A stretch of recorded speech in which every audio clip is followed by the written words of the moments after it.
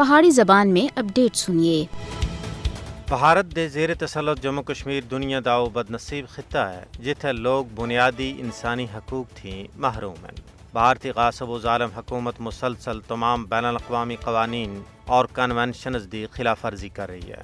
بھارت کالے قوانین UAPA اور PSA کو بے گناہ لوگوں کو گرفتار کرنا اور نظر بند کرنا واسطے استعمال کر رہا ہے۔ ظلم جبر بربریت گرفتاریاں دوران حراست ہلاکتاں زمین تے قبضہ اور عزتاں دی پامالی اتھے ہر تیڑے دا معمول ہے۔ 5 اگست 2019 کو کشمیریاں دی مرضی اور منشا دے خلاف فیصلہ کردے ہویاں کشمیر دی خصوصی حیثیت دا خاتمہ کرنے تھی بعد ہن RSS دی حمایت یافتہ مودی حکومت اقوام متحدہ دی قرارداداں دی خلاف ورزی کردے ہویاں مقبوضہ ریاست جموں کشمیر وچ غیر کشمیریاں کو بڑے سرعت دے نال آباد کر رہی ہے۔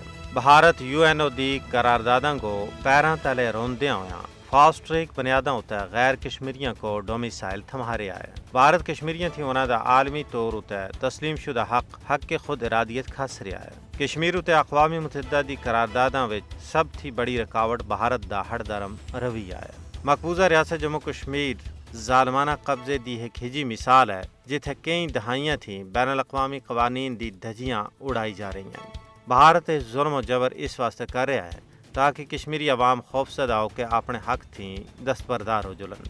لیکن یہ بھارتی مکار و عیار حکمرانہ دی پل ہے وہ لوگ جنہاں سن اپنی آزادی واسطے بیش بہا اور لازوال قربانیاں دی ایک عظیم تاریخ رقم کیتی ہے، کیا تعدیبی حربیاں اور ظلم و ستم نال انہاں کو اپنے حق تھیں دستبردار کرنا ممکن ہے؟ وہ لوگ ہر صبح و شام اس عزم دا اعادہ کر رہے ہیں کہ حصول مقصد دکر یہ مقدس جد و جہد جاری و ساری رکھی جلسی۔